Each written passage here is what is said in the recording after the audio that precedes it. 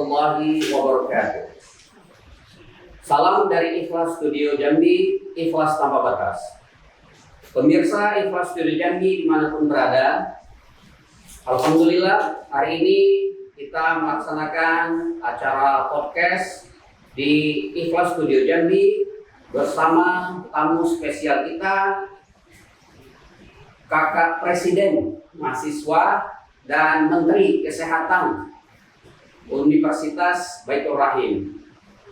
Jadi acara ini kita buat dalam rangka untuk membuktikan peran serta pemuda dalam mengisi kemerdekaan.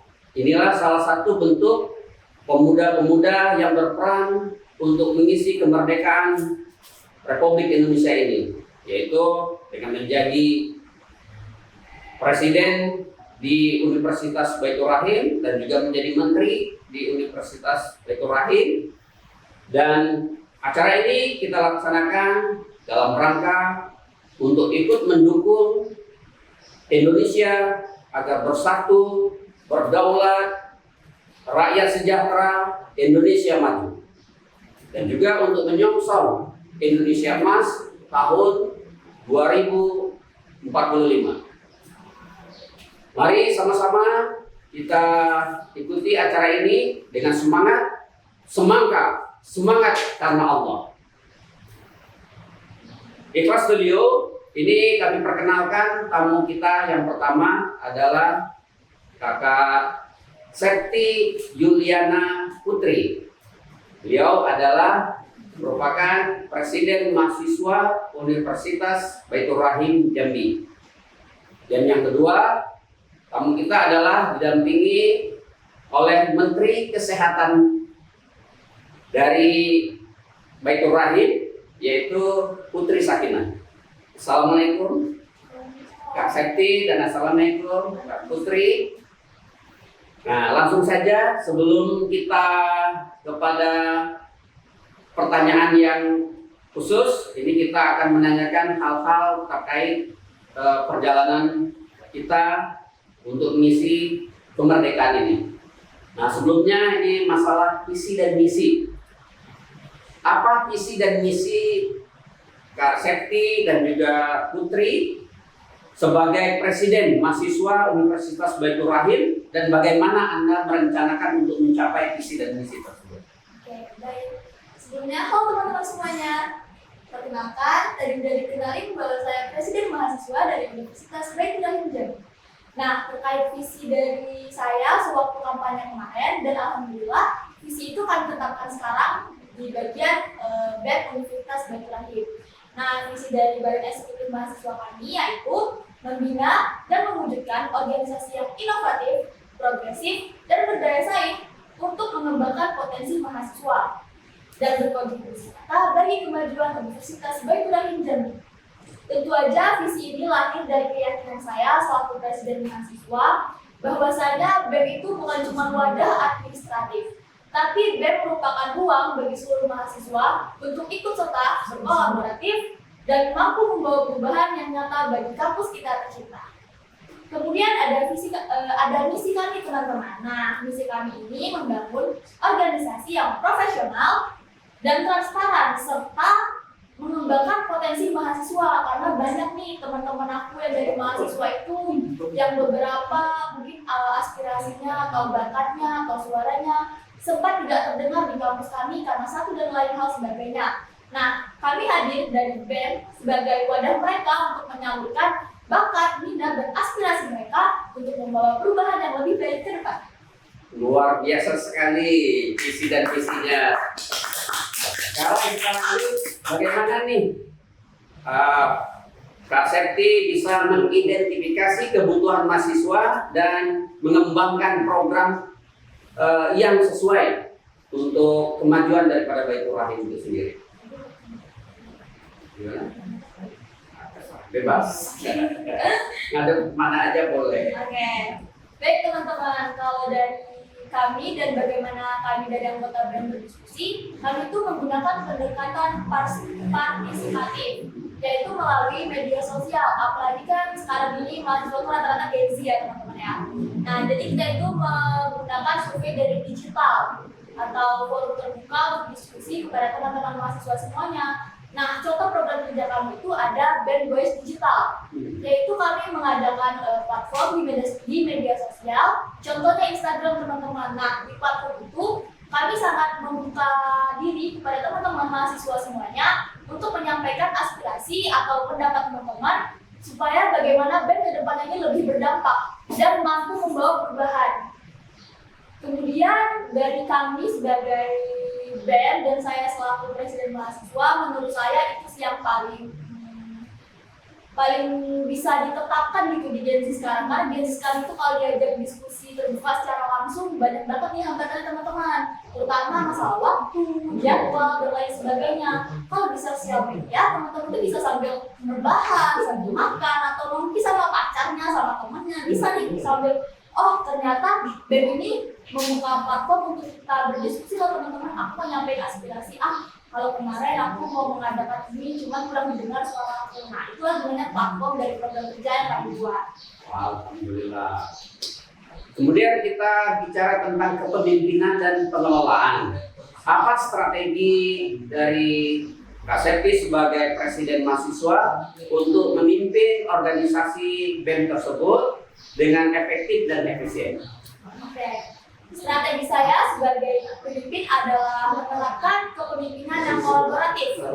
Nah, saya percaya bahwa keberhasilan sebuah organisasi itu bukan hanya tergantung pada siapa sosok pemimpin di belakang itu, tapi tentang kerjasama tim yang solid dan saling membantu dan mengembang tanggung jawab itu bersama. Kemudian saya sebagai pemimpin akan melakukan pembagian tugas yang jelas kepada setiap menteri departemen ataupun anggota departemen dan anggota-anggota yang bisa saya ajak kolaborasi seperti dari hima atau mungkin dari dosen dan sivitas kampus yang lainnya, sehingga saya bisa mengevaluasi setiap anggota dengan bagaimana kerja kita ke depannya, menghasilkan program yang lebih baik ke depannya dan mampu berdampak seperti apa yang sudah kami janjikan di awal.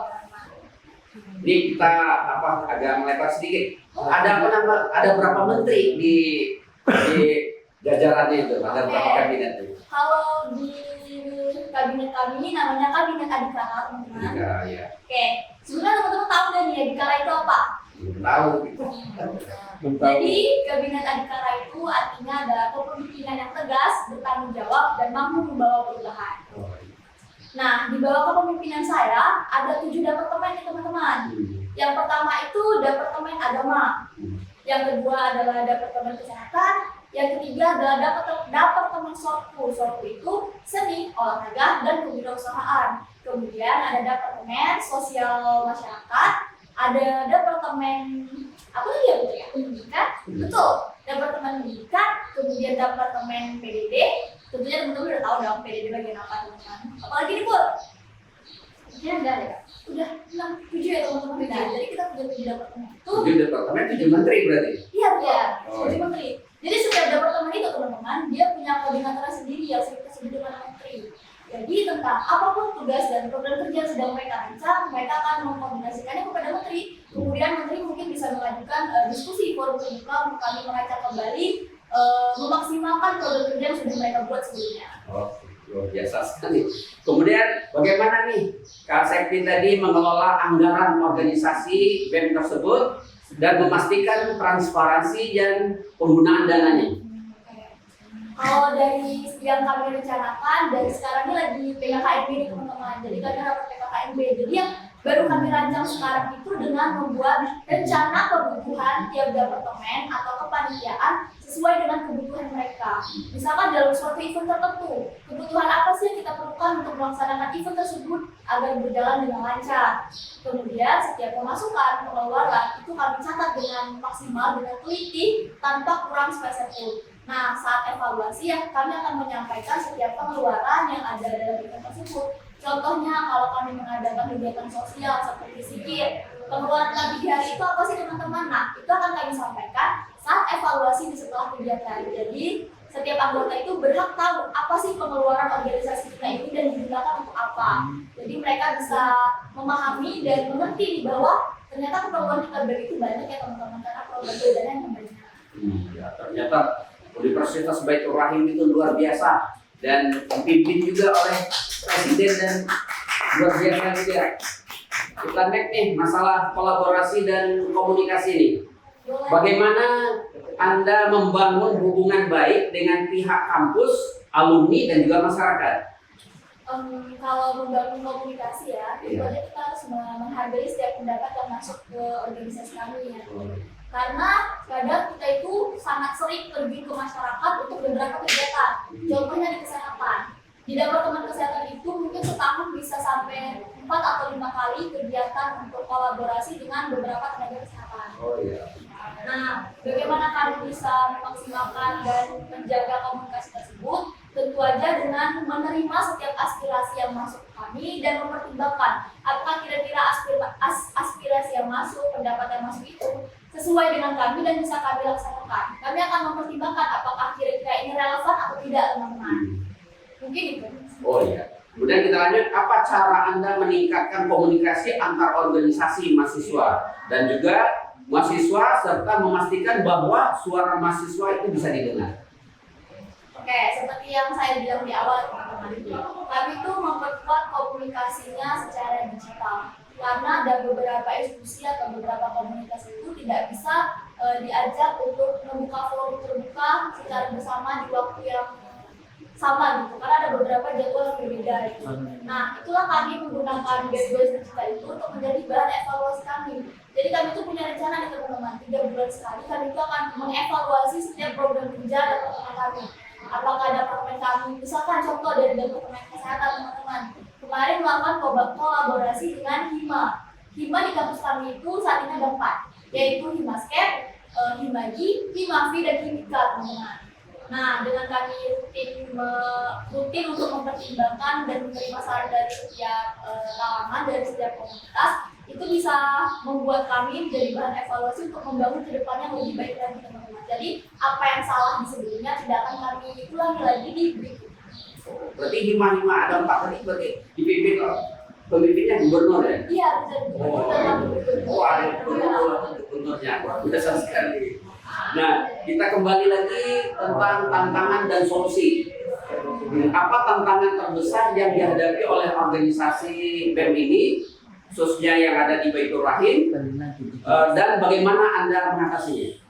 Oke, mungkin karena kepemimpinan saya baru berjalan 1 bulan ya. Oh iya. Nah, jadi tantangan yang baru kami hadapi itu hanya satu. Jadi saat kami membuka open itu kami terkendala di anggota. Karena sekarang ini banyak banget orang yang berpikir kalau organisasi itu hanya beban.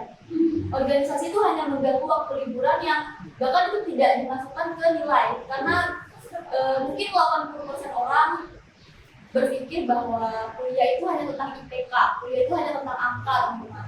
Nah, itu salah karena kemarin itu minatnya kurang, jadi kami terkendala di situ. Nah, saya rencananya ke depannya supaya adik-adik tingkat saya di kabinet berikutnya tidak mengalami hal yang sama, kami ingin membangun BEM yang saat ini itu BEM yang menyenangkan, yang lebih relevan dan lebih inovatif. Kami ingin membuktikan kepada mahasiswa kampus kalau BEM itu bukan hanya tentang kerja yang melelahkan, tapi BEM itu juga punya kenangan yang menyenangkan, program yang menyenangkan, dan berdampak juga memiliki benefit tersendiri bagi setiap anggota dari BEM itu. Jadi bukan hanya, aduh capek nih, ngapain sih ikut BEM gitu. Enggak teman-teman, benefit yang kita dapat itu banyak. Selain relasi dari mengasah soft skill ataupun yang lainnya, kita tuh bisa memiliki rumah yang baru. Apalagi teman-teman mungkin banyak anak rantau nih. Kalau kuliah cuma jadi belajar nih kayak datang, belajar, tak pulang. Nah, mungkin mahasiswa seperti itu mau kami rangkul supaya mereka memiliki keluarga kedua, yaitu di organisasi di BEM ini, teman-teman. Iya, luar biasa sekali, Septi. Kita lanjut, bagaimana Anda menangani konflik antar organisasi mahasiswa dan pihak kampus dengan pihak kampus, serta memastikan bahwa kepentingan mahasiswa tetap yang menjadi prioritas. Oke. Kalau saya sebagai pemimpin, sebagai presiden mahasiswa, saya akan mendengarkan masalah atau isu yang terjadi itu dari beberapa belah pihak, dari beberapa sudut pandang. Karena mungkin satu pihak yang kita anggap korban, belum tentu 100% adalah korban gitu. Jadi setelah saya mendengarkan dari beberapa sisi, saya akan melakukan survei, melakukan diskusi dan komunikasi dengan anggota saya tentang gimana nih teman-teman jalan keluarnya. Nah setelah itu saya baru akan memutuskan akhirnya jika masalahnya di antara mahasiswa tentang suara mereka tidak didengar, itulah teman-teman. Kami tidak akan pernah membungkam satupun suara mahasiswa di Universitas Baitur Rahim. Apapun aspirasi kalian, apapun pendapat kalian akan kami terima dengan lapang dada. Kami dari BEM Universitas Baitur Rahim tidak tertutup akan kritik dari teman-teman semuanya. Jadi apapun yang ingin teman-teman sampaikan, silakan sampaikan kepada kami agar kami bisa terus menjadi audiens yang baik bagi teman-teman dan menyampaikan apa aspirasi teman-teman itu kepada pihak kampus. Iya, itu Kak Septi baru 1 bulan menjadi presiden mahasiswa. Boleh tanya nih berapa periode ini, nanti waktunya berapa tahun untuk jadi 1 periode ini? 2 semester. Oh, 1 tahun. Jadi setiap 2 tahun. 1 tahun. Oh, setiap 1 tahun ada pergantian lagi? Iya, ada pemilah. Jadi nanti calon-calon terbaik yang ingin mengajukan diri, yang merasa dirinya siap untuk menjadi pemimpin di kampus itu, silakan ajukan diri kalian teman-teman, ajukan program juga dan visi misi kalian. Oh, jadi kalau pemilihan itu sama tapi menteri-menterinya juga, gubernurnya juga? Enggak, kalau pemira itu cuma pemilihan presiden dan wakil presiden, kemudian gubernur dan wakil gubernur dari 5 tadi. Oh, kalau menterinya tidak? Tidak, ketika kami sudah resmi terpilih sebagai presiden dan wakil presiden, nah disitulah kami presiden dan wakil presiden akan berdiskusi tentang siapa sih yang akan kami terima dari bagian kabinet kami. Kami akan melakukan open recruitment. Jadi bagi teman-teman yang merasa dirinya layak untuk menjadi agen perubahan, silakan daftarkan diri kalian. Oh, menjadi agen perubahan ya? Kita tuh harus mampu membawa perubahan teman-teman. Jadilah Gen Z yang berdampak. Iya, ini peran serta pemuda untuk mengisi kemerdekaan inilah contoh-contoh manusia atau pemuda yang sangat kreatif, dan kita doakan nanti inilah pemuda-pemuda yang akan memimpin bangsa ini atau memimpin Republik Indonesia ini. Hari ini menjadi presiden di kampus Universitas Baitur Rahim, mungkin esok beberapa tahun kemudian bisa menjadi presiden di Republik Indonesia ini. Ya, kita doakan. Karena orangnya punya visioner dan cerdas sekali dan luar biasa sekali. Kita lanjut tentang pengalaman dan pembelajaran. Bagaimana nih pengalaman yang paling berharga dari Kak Septi Yuliana Putri sebagai presiden mahasiswa di Universitas itu? Kalau pengalaman sebagai presiden mungkin belum ada ya, tapi sebelum saya menjadi presiden, saya itu juga bagian dari BEM. Saya anggota dari Departemen Kesehatan. Oh gitu. Oke. Kalau pengalaman ada 2 pengalaman berkesan. Mau saya ceritain satu aja atau gimana? Satu aja dulu. Oke, satu aja dulu. Oke, pertama sebelum saya masuk perkuliahan itu, saya sempat terpilih menjadi Duta Literasi Indonesia. Nah, di situ saya merasa pintu saya terbang itu sangat terbuka di saat saya memiliki gelar itu, karena ada satu dosen namanya teman-teman, namanya Bu Nel. Padahal beliau itu dosen dari prodi yang berbeda, tapi beliau itu yang sangat menggandeng saya, membawa saya, dan benar-benar memberikan saya relasi yang luas. Oh, support lah ya? Iya, support. Jadi waktu itu ada Entrepreneurship Award yang ke-8 di Universitas Muhammadiyah, yang dimana saya diajak beliau sebagai panitianya, sebagai LO-nya. Padahal di situ posisi saya masih maba. Jadi di situ, dari situ saya banyak ikut kegiatan, ditawarin Bu Nel, diajaknya, ayo Septi, ada ini kamu ikut silahkan. Nah dari situ saya tahu ternyata prestasi mahasiswa itu sangat disupport loh oleh kampus. Gimana cara meminta support dari finansial ataupun dukungan moral, kita bisa mengajukan itu ke kampus. Nah dari situ nih saya ada ikut kegiatan Festival Pelajar Unggulan di Jakarta. Oh, nah, jadi kita sebelum lanjut kepada kakak presiden kita lanjut dulu ke Menteri Kesehatan nih. Oh, Menteri Kesehatan ini kan kebetulan kampusnya juga mengenai kesehatan. Bagaimana nih konsep dari Departemen Kesehatan yang dipimpin oleh Menteri Kesehatannya untuk mewujudkan kesehatan lahir batin, kesehatan jasmani dan rohani untuk para mahasiswa yang ada di Universitas Baitur Rahim. Mungkin kalau batinnya diisi dengan apa, kalau lahirnya diisi dengan apa, gitu. Silakan. Kenapa hewan Itu. Untuk program kesehatan dari Departemen Kesehatan yaitu ada yang pertama kami mengusulkan yaitu adalah kesehatan gizi. Kesehatan gizi itu ya seperti untuk penyuluhan ya. Terus penyuluhan, terus apa lagi?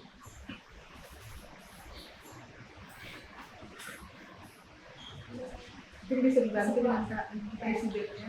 Ya, dibantu oleh presidennya, silakan. Oke teman-teman, mungkin program kerjanya itu kurang lebih sama seperti tahun kemarin, cuma sekarang lebih berevolusi teman-teman, lebih update.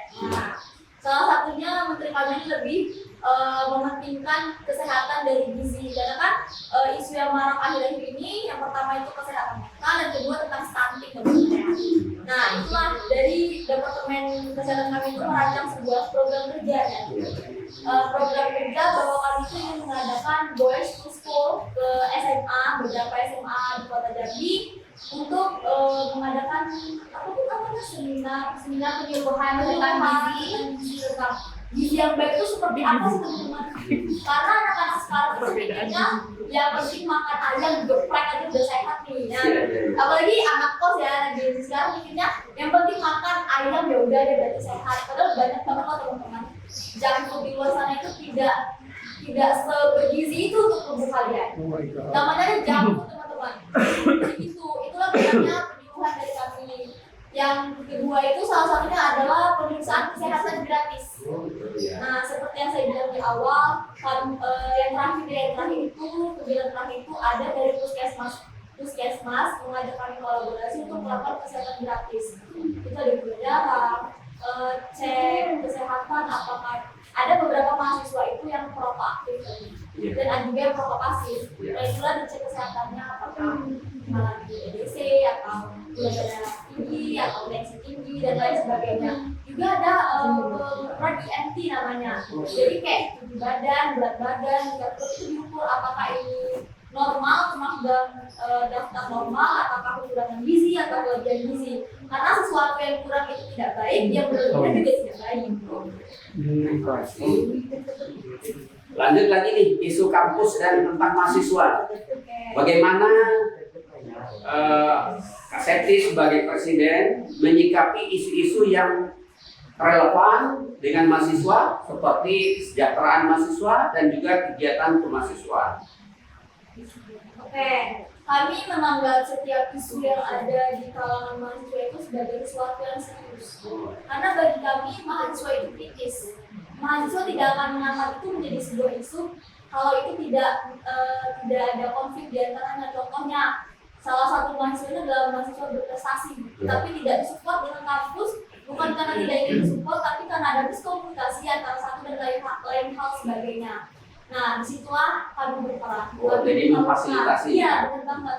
Kami itu ibaratnya jembatan ya teman-teman. Kamu ada di ujung sana untuk mencapai tujuan kamu di situ, silahkan lewati kami. Oke. Terus apa program yang Anda rencanakan untuk meningkatkan kesadaran dan partisipasi mahasiswa dalam kegiatan kampus? Program yang saya rencanakan itu sebenarnya kami belum menamai program ini apa, tapi gambarannya itu namanya kampus aktif. Kampus aktif. Iya benar. Yang berisi rangkaian kegiatan seperti diskusi, penyaluran bakat. Karena mungkin banyak mahasiswa itu yang memiliki bakat baik itu di bidang akademik maupun non akademik. Tapi karena dia merasa suaranya tidak akan terdengar oleh siapapun, oleh BEM ataupun di pihak kampus, jadi dia merasa untuk memilih diam dan memendam bakat itu. Bahkan sayang sekali gitu. Nah, jadi disitulah kami untuk menanyai setiap mahasiswa yang ada melalui prodi dan melalui hima tentang apa sih bakat yang ada di antara kalian, baik itu di bidang akademik maupun non akademik. Karena ada beberapa yang berpikir bakatnya itu adalah hal yang sepele. Contoh, saya adalah penulis. Saya pernah mengikuti beberapa lomba karya tulis dan beberapa orang berpikir bahwa penulis itu adalah hal yang sepele. Karena prestasi dari menulis cerita pendek, menulis narasi itu banyak orang berpikir semua orang bisa. Jadi saya ingin tuh teman-teman saya itu tidak merasa berkecil hati, tidak merasa suaranya tidak didengar, apapun bakatnya, sesimpel mungkin karena banyak orang tua yang kayak pemikiran kolot gitu lebih. Contohnya brilian. Oke. biliar itu di kalangan masyarakat sebelum itu berpikir orang yang main biliar itu apa sih? Padahal biliar itu salah satu cabang olahraga. Ada turnamennya, ada kejuaraannya, dan ada pesertanya yang mau ikut lomba itu. Ini kita tanya di luar apa sedikit. Boleh? Kapan perubahan dari sekolah tinggi ilmu kesehatan ini menjadi universitas untuk Baitur Rahim? Oke, itu perubahannya terjadi di akhir 2024. Oh ya. Saya kebetulan di waktu saya mau berangkat ke Jakarta itu sekitar November 2024. Nah, di November itu kampus saya itu baru juga menjadi Universitas Baitur Rahim. Oke. Terus untuk rektornya siapa sekarang? Masih Pak Filius? Betul, ayah tercinta. Ayah tercinta. Siapa nama lengkapnya? Filius Chandra SEFE. Oh, nanti sampaikan salam dari Ikhlas Studi Jambi, Siap. dari Hamdan dan kru-krunya. Oke, nanti Kita saya sudah, sampaikan kepada kebetulan kita sudah berteman juga sama Pak Filiusnya. Nah, terus kita lanjut dulu. Nanti kita ini ada pertanyaan-pertanyaan dari penonton TikTok dan juga Instagram kita. Tapi kita sudahi dulu pertanyaan dari kami sebagai hostnya. Pesan untuk mahasiswa. Apa pesan yang ingin Anda sampaikan kepada mahasiswa Universitas Baitur Rahim? Boleh saya hadap kamera? Oh, silakan. Halo teman-teman. Bagi kalian mahasiswa Universitas Baitur Rahim Jambi, jangan pernah merasa potensi dalam diri kalian itu adalah hal yang kecil. Tunjukkan perubahan tersebut, keluarkan suara kalian, mari bersama kami dan Universitas Baitur Rahim Jambi membawa perubahan, membawa dampak yang lebih baik untuk kampus kita tercinta. Iya. Inilah bentuk-bentuk peran pemuda yang akan bisa menyongsong Indonesia Emas 2024. Kita lanjut nih, terakhir bagaimana Anda mengajak mahasiswa untuk terlibat dalam kegiatan organisasi mahasiswa dan meningkatkan kesadaran akan isu-isu kampus. Oke, saya mulai itu dari hal kecil, contohnya berdiskusi nih. Jadi misalkan di kampus saya mau mengadain event yang paling sering ada di kampus deh, event bazar. Nah, saya itu mau semua mahasiswa itu perwakilan setiap prodi itu ikut loh berperan sebagai bagian dari kami. Jadi mereka tuh tahu di kampus kita ini ada kegiatan bazar nih. Sebenarnya bazar itu ngapain sih? Bazar itu bukan cuma soal jualan loh teman-teman. Kayak kegiatan yang diadakan oleh kampus itu sebenarnya berdampak bukan hanya untuk kampus, tapi untuk kita mahasiswa juga teman-teman. Terus kami mau setiap mahasiswa itu seperti yang saya bilang sebelumnya deh, berani untuk menyampaikan opini. Ya. Nah, ini sebelumnya kita tampung dulu pertanyaan dari pemirsa kita yang ada di TikTok. Silakan Apa nih? dibacakan pertanyaannya. Oke, ini pertanyaan dari penonton TikTok. Ini mau bertanya tentang gimana mengetahui kita kurang gizi atau kelebihan gizi kan? Oke. Oke. Saya mungkin mau jawab. Silakan. Langsung ke presiden. Presidennya. Mungkin saya tidak tahu spesifiknya karena saya bukan tenaga ahli gizi atau tenaga ahli kesehatan profesional. Tapi dari yang saya pelajari dari program kerja Kolek bersama anak puskesmas kemarin, jadi ada namanya itu kalkulator IMT teman-teman. Nah, jadi sebelum melakukan pemeriksaan itu kita diukur dulu tinggi badannya, berat badannya, tingkat perutnya, dan gula darah dan lain sebagainya. Nah, nanti di kalkulator IMT itu bisa dimasukkan teman-teman. Tingginya berapa, beratnya berapa, tingkat perutnya berapa. Nah, jadi itu ada seperti kompas teman-teman, itu menunjukkan bahwa kalau di merah berarti kekurangan gizi, nggak normal teman-teman. Kalau di garis hijau berarti itu normal, itu kisaran berapa gitu teman-teman. Aku juga lupa soalnya aku nggak ingat angka spesifiknya teman-teman. Karena tiap orang kan berat dan tinggi badannya beda ya teman-teman. Terus kalau kelebihan gizi, nah kelebihan itu juga nggak baik teman-teman. Kalau kelebihan misalkan maaf kita obesitas, itu kan bukannya lucu, bukan apa, itu malah merugikan diri kita di masa tua teman-teman. Obesitas itu tidak ada bagusnya. Mungkin bagi beberapa orang berpikir kayak anak kecil gemuk gak apa-apa deh lucu. Jangan teman-teman ya, gizi yang berlebih itu tidak baik. Karena Ya, gemas dan gemoy. jangan, itu malah kesian loh, anak itu kesian karena obesitas itu hanya menyakiti diri sendiri, merugikan diri sendiri dan merepotkan orang tersayang kita. Kita tuh di masa tua mau bercengkrama sama keluarga kita, bukannya malah di rumah sakit, malah sibuk merepotkan keluarga kita. Padahal waktu itu bisa kita manfaatkan untuk mempererat kekeluargaan kita. Masih ada lagi pertanyaan? Boleh teman-teman tanya dong. Nah, kalau tidak ada pertanyaan, sambil menunggu pertanyaan yang gini.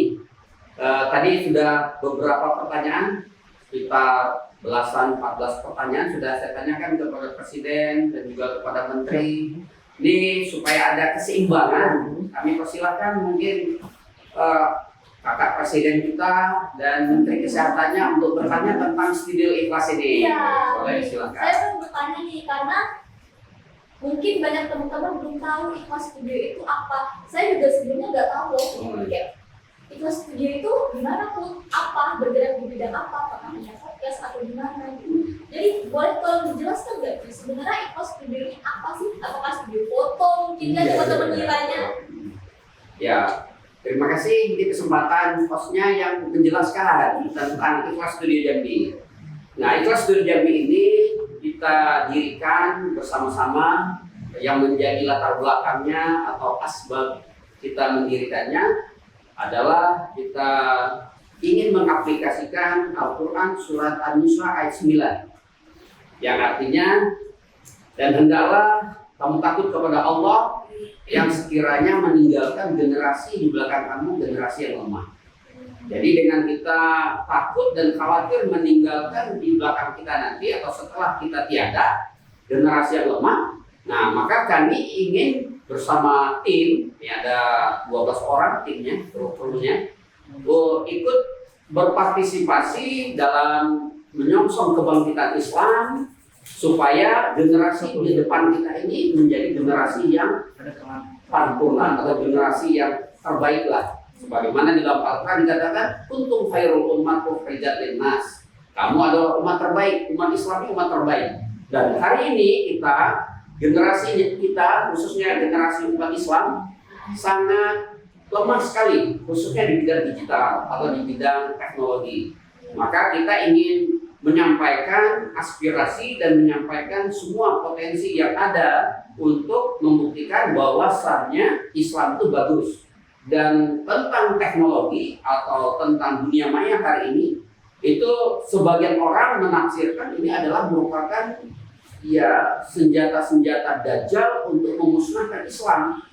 Nah, kalau kita tidak tahu menggunakan handphone atau jawal ataupun gadget yang kita pegang ini, dia memang akan menjadi merusak setiap semua generasi.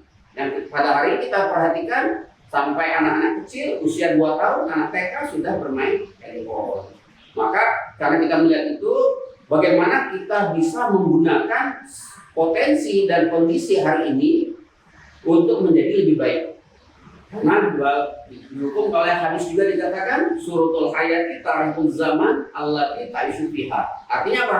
Syarat kita hidup ini harus mengikuti perkembangan zaman di mana tempat kamu hidup di dalamnya.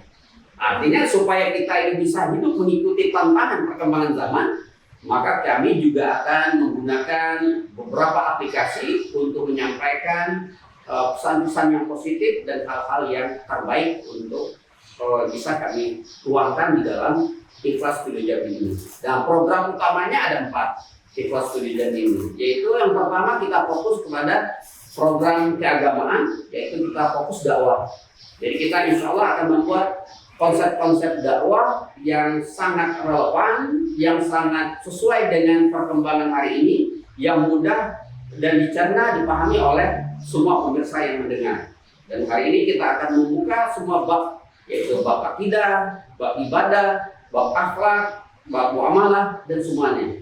Dan kita terus akan menyajikan yang terbaik untuk semuanya. Jadi kita akan upload insya Allah setiap hari video-video itu dengan beberapa narasumber. Nah, kemudian program yang kedua, kita di sini juga di Ikhlas Studio kebetulan juga menyediakan tentang program kesehatan. Tapi kesehatannya kesehatan lahir dan batin. Kesehatan lahir dan batin khususnya ini kita bicaranya dokternya bukan dokter-dokter yang kayak di nanti tamatan dari Universitas Baitur Rahim, tapi kita DRL, bukan DR saja tambah L, dokter langit. Jadi kita di sini kesehatannya kesehatan kita prioritas kesehatan batin. Jadi kita kesehatannya kita menerima konseling secara gratis lah. Jadi kalau ketika kita punya problem, masalah, Biasanya di dalam Al-Quran sudah dinyatakan masalah kita dalam hidup ini cuma 3, azwaj, aulad, amwal. Azwajukum, auladukum, amwalakum. Nah, kita bermasalah dengan pasangan kita, bermasalah dengan anak atau keluarga atau teman, kemudian bermasalah dengan perekonomian. Nah, boleh konseling dengan di sini.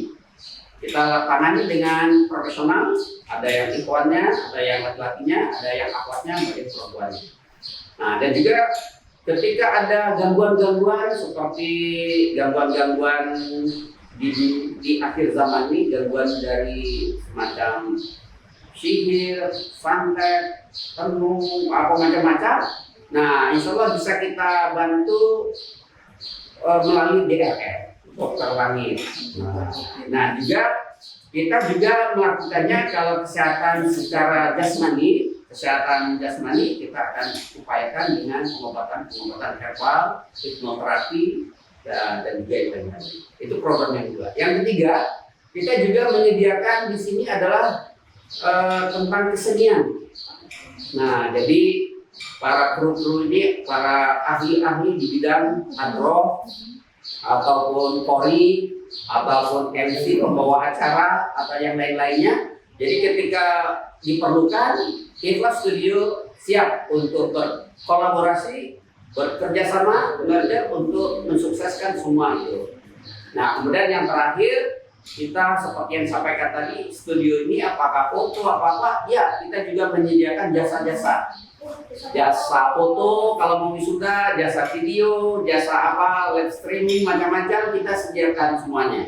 Tentunya semua program ini kita buat dengan beda dengan yang lainnya.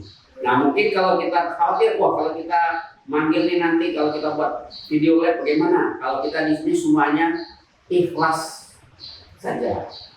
Jadi artinya apa? Tarifnya belum kita tentukan, tarifnya bisa dimusyawarahkan. Bisa didiskusikan. Begitu. Nah, itu terkait dengan latar belakang dan program-program kita. Mungkin dari Menteri tercinta saya ada bertanya ini. Silakan. Boleh dong. Boleh pertanyaan dulu dah? Boleh. Pertanyaan dulu dari dia. Silakan minum dulu. Minum dulu, sambil aja. Silakan. Ya, ini ada 2 pertanyaan dari akun TikTok anak Jambi. Kayaknya saya tahu deh kita. Kenal ya. Oke, pertanyaannya, seandainya ada mahasiswa berprestasi di luar dengan segala akomodasi pribadi, namun saat berhasil, kampus mau ikut andil dari presentasi tersebut.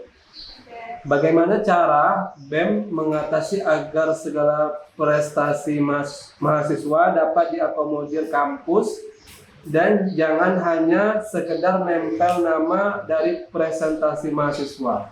Prestasi. Iya, tapi di sini presentasi katanya. Prestasi. Oke. Gen Z itu kalau tipu kita harus pikir sendiri apa Iya. sih. Oh, siap. Langsung Pak Ibu kakak presiden yang jawab. Izin menjawab ya teman-teman. Mungkin ini beberapa case yang terjadi belakangan ini di kampus saya. Sebenarnya kampus itu punya beberapa kriteria tentang bagaimana mereka mensupport mahasiswanya dalam finansial, teman-teman. Nah, sebenarnya itu juga bukan sesuatu hal yang benar ya teman-teman, karena apapun potensi mahasiswa, apapun prestasi mahasiswa, harusnya kampus itu bisa mensupport full 100%. Entah itu support finansial atau support lainnya. Nah, jadi kalau dari saya selaku presiden mahasiswa, jika kampus tidak bisa memberikan itu kepada kalian, saya akan memaksimalkan itu dalam BEM dan diri saya sendiri. Contohnya, kita ini negara yang memiliki banyak instansi pemerintahan, teman-teman. Kita ini bisa mengajukan sponsor ke beberapa pemerintah, contohnya ke wali kota, ke gubernur, atau ke anggota-anggota DPR, DPD. Pokoknya instansi pemerintah yang ada di kota kita dulu ya teman-teman, sponsor namanya. Nah, setelah diajukan ke beberapa tempat, kita mungkin dapat dipresentasi 50% nih dari anggaran yang kita butuhkan di awalnya. Nah, dari BEM itu juga memiliki anggaran pribadi. Mungkin dari BEM bisa membantu sedikit untuk meringankan beban beban keuangan tersebut teman-teman. Contohnya kalau misalkan masih kegiatannya di Kota Jambi, saya selaku presiden mahasiswa masih mampu mendampingi teman-teman untuk ikut di perlombaan tersebut. Selagi saya ada waktu, mungkin kalau saya tidak bisa, saya diwakilkan oleh wakil saya atau teman-teman saya di bidang lainnya.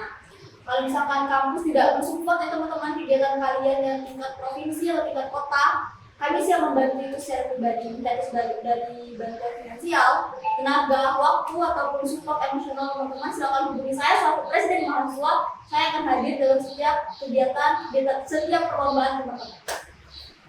Boleh langsung dikasih nomor yang dihubungi? Boleh teman-teman. Boleh, Silakan. silakan. Jangan deh hubungi Instagram saya. Instagram. ada Septi Juliana _ atau lihat ada di BEM UBR official teman-teman, itu ada nama saya.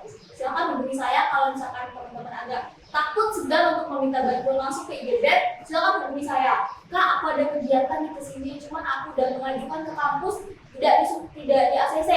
Silakan hubungi saya, kita ajukan ulang kepada kampus. Mungkin kampus tuh kurang bisa mengerti karena kalian menjelaskan pribadi kayak kegiatan anak ini ternyata gini loh, saya tidak sesuai kriteria saya. Silakan hubungi saya akan mengajukan ulang ke pihak kampus, menjelaskan semuanya secara detail. Mau kita 2-3 kali kita ajukan teman-teman. Jangan takut, itu hak kita sebagai mahasiswa di kampus itu. Oke. Ada lagi? Satu lagi? Ada. Silakan. Bagaimana presiden mahasiswa memastikan setiap yang dipimpin mematuhi kode etik dan standar aturan? Itu lingkupnya mahasiswa atau anggota BEM saya? Mahasiswa. Di sini nanti BEM. Anggota etik. BEM. Berarti anggota yang di bawah naungan saya, maksudnya anggota BEM. Kalau dari saya, ketika kamu bersedia menjadi anggota dari kabinet saya, itu sudah termasuk kalian bersedia mengikuti apa yang ada di dalam kabinet saya. Karena sebelum kalian masuk ke dalam kabinet kami sudah memastikan kembali bersedia atau enggak. Kalau terpaksa silakan, tidak usah, tidak apa-apa. Karena kerja yang tidak didasari dengan hati yang ikhlas itu hasil kerja yang tidak maksimal, teman-teman.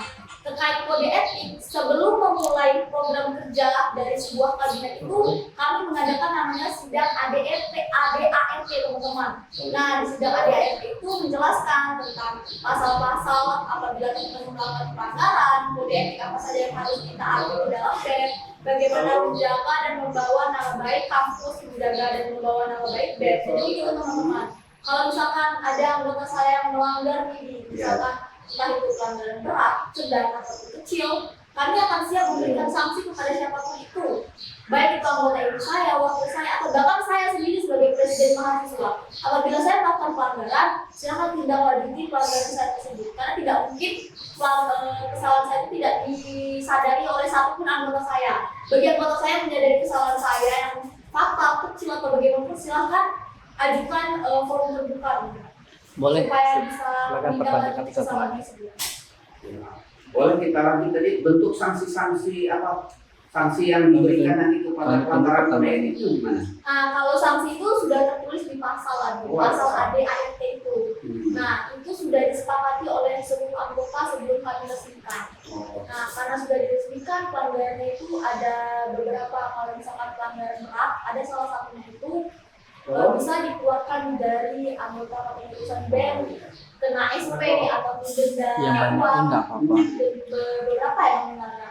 Mungkin nggak bisa sebutin ya, ini kan kayak internal teman-teman. Iya, yang jelas bisa dikeluarkan dari keanggotaan. Ya, itu yang paling fatalnya. Terus tadi dari Menteri Kesehatannya ada yang mau bertanya, silakan. Saya ingin bertanya, apa visi misi dari Ikhlas Studio Jambi ini? Oh itu ya, tadi di awal kerja aja. ya, tadi di awal kita tanya tentang visi kakak presiden, sekarang ditanya visi dan misi dari Ikhlas Ikhlas Studio Jambi. Ya, sebenarnya visi dan misi Ikhlas Studio Jambi ini sangat sederhana sekali. Sederhana sekali, visinya sederhana, singkat, padat, dan panjang melaksanakannya. Jadi visi daripada Ikhlas Studio Jambi ini adalah memperbaiki diri untuk meraih takwa. Jadi bagaimana kami di sini mulai kita dirikan. Jadi didirikan ini kita mulai actionnya 1 Agustus Jadi kita sama-sama ingin bagaimana memperbaiki diri. Dengan kemajuan teknologi hari ini kita memperbaiki diri dalam situasi bagaimanapun kita selalu memperbaiki diri. Tujuannya untuk meraih takwa. Nah itu visinya. Kalau misinya ada 3. Yang pertama kita selalu ingin memperkuat iman. Jadi memperkuat iman. Yang kedua menjalin ukhuwah Islamiyah. Jadi dengan Ikhlas Studi Jambi ini kita insya Allah bisa menjalin ukhuwah dari semua kalangan. Nah dan juga mungkin tidak hanya dalam ruang lingkup Jambi, kita mungkin di luar kota juga atau di luar provinsi, mungkin bahkan kita akan menjalin ukhuwah ini ke internasional, mungkin ke Malaysia, Thailand, Singapura, Brunei, sampai ke kameramen ini maunya ke mana kemarin katanya? Dubai. Ke Aceh. Ke Aceh. Ke apa katanya? Turki. Dia punya sahabat di Turki dan ada kawan di Turki sudah menunggu kita di Turki. Mau naik ke Padokia ya? Iya. Boleh juga. Nah, kemudian yang ketiga, misi kita adalah menjaga kesepahaman dan keselarasan. Jadi kita kerja teamwork ini yang penting sepaham. Nah, karena kerja ini kan dari masing-masing tadi punya tupoksi, kadang ada salah ucap atau salah bicara, salah tingkah, timbullah perselisihan dan perpecahan dan saling sikut ataupun saling benci, saling dendam. Nah, kita di sini misinya bagaimana dengan jiwa dan hati yang ikhlas kita menjalin teamwork ini untuk bagaimana yang pertama sepaham dulu. Nah, sehati. Dan kita di sini pun bekerja di Ikhlas Studi Jambi ini kita belum ada hitungan dan kita tidak ada target nih nanti dibayar berapa nih, kamu berapa tidak ada. Kami niatnya karena Allah, mencari ridha Allah, semangat karena Allah, dan kita buat saja dulu. Nanti hasilnya kita serahkan kepada Allah. Bagaimana dalam Al-Quran? Bekerjalah kamu, Allah dan Rasul akan melihat hasil kerja kamu dan nanti akan diberitahukan kepada kamu tentang apa yang kamu kerjakan. Mudah-mudahan ini menjadi wasilah dakwah kita di dalam dunia multimedia ini. Nah, itulah visi dan misi. Alhamdulillah semua pertanyaan sudah dijawab dengan tegas, lugas, dan cermat dan sangat tepat sekali. Luar biasa. Jadi kami dari Ikhlas Studi Jambi memberikan apresiasi yang setinggi-tingginya kepada Presiden Mahasiswa. Semoga dengan kita buat acara ini dan kita semakin lebih memahami dan lebih mengetahui bahwa di Provinsi Jambi hari ini ada Universitas Baitur Rahim. Jadi ini bisa menjadi salah satu solusi atau salah satu pilihan terbaik kita untuk menguliahkan anak kita di sana atau menjadi pilihan kita untuk kita mencari ilmu dan mendapatkan segala yang ingin kita dapatkan. Nah, dari kami demikian. Mungkin terakhir ada yang mau disampaikan? Mungkin promosi kampus boleh. Silakan, bagus sekali. Oke, buat teman-teman yang masih bingung nih, yang mau PTN, masih bingung mau kuliah di mana, silakan daftarkan diri kalian di Universitas Baitur Rahim Jambi. Silakan cek website ataupun sosial media kami karena pendaftaran masih kami buka. Buat teman-teman mungkin karena berpikir kalian masih stikes ya teman-teman, salah ya. Jadi di kampus kami itu bukan cuma ada program studi kesehatan, tapi ada juga yang humaniora, itu ada manajemen, ada psikologi, ada hukum. Nah, buat teman-teman silahkan kepoin dan daftarkan diri kalian sekarang. Buat maba jangan lupa ya, nanti ketemu saya pas PKL. Oke, dari anak Jambi titip salam dengan Presiden Mahasiswa. Terima kasih. Kamu siapa sih? Jadi kami dari Ikhlas Studi Jambi titip salam dengan Pak Rektornya, Pak Pius. Saya sampaikan. Nanti ada waktunya mungkin berkenan untuk datang dan hadir. Ini Siti Balkis nih ibu dia. Ibu saya. Oh, dia ngomong sehat selalu anakku katanya. Udah nonton Masya Allah. Ya Allah. Terima kasih. Semoga semuanya ini anak-anak atau pemuda-pemuda yang ikut berpartisipasi untuk mengisi kemerdekaan Indonesia ini. Dan kami semuanya bersupport dengan sepenuhnya dan semoga ini nanti di tahun 2045 memang benar-benar menjadi presiden yang sesungguhnya. Amin. Oke. Demikian kita tutup semuanya dengan billahi taufiq wal hidayah. Assalamualaikum warahmatullahi wabarakatuh. Ya.